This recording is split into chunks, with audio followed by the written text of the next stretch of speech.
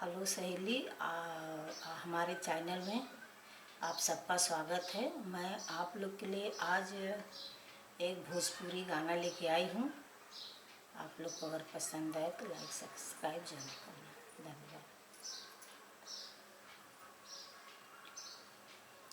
अंगना में पड़ेला फुहरवा, अंगना में पड़ेला फुहरवा, ओ सरवा में चला बालुमा, हमका ओढ़ाला चदरिया, ओ सरवा में चला बालुमा। कैले दू मिल माथे के बिदिया, हमका ओढ़ाला चदरिया, हमका ओढ़ाला चदरिया, उसरवा में चला बालुमा। अंगना में पड़ेला फुहरवा, उसरवा में चला बालुमा। मारेला फुहरवा उचट जाला निदिया, मारेला फुहरवा उचट जाला निदिया।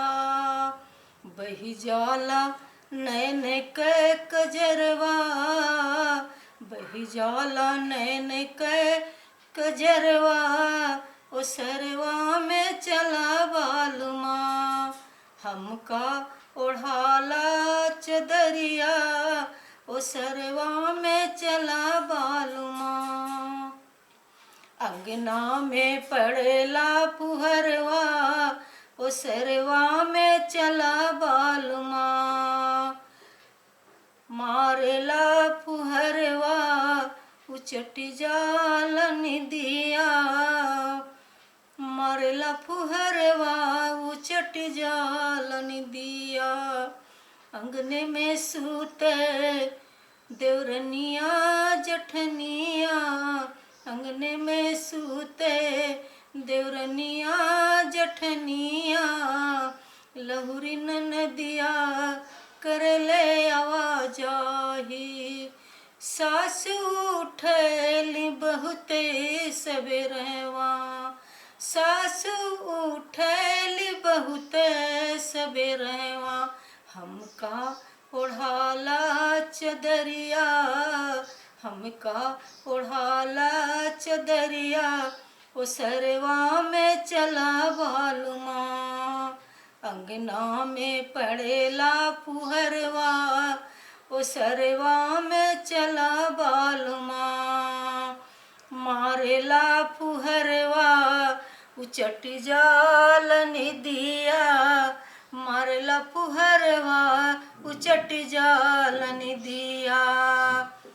जाड़ा लगत बा करे जाहिलत बा, जाड़ा लगत बा करे जाहिलत बा।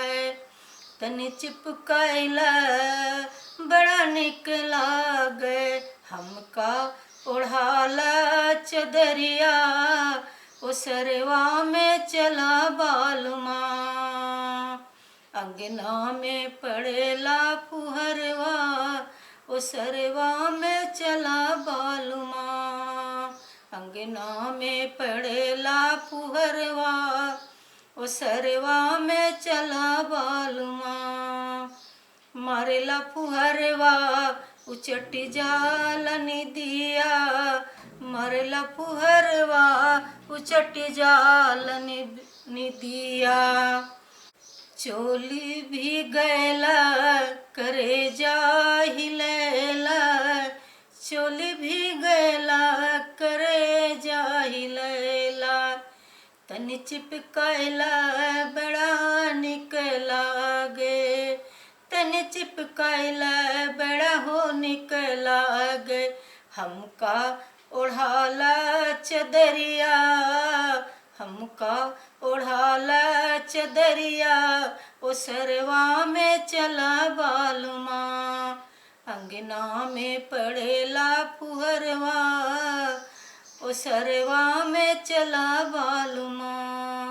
अंगना में पड़ेला फुहरवा, ओ सरवा में चला बालुमा।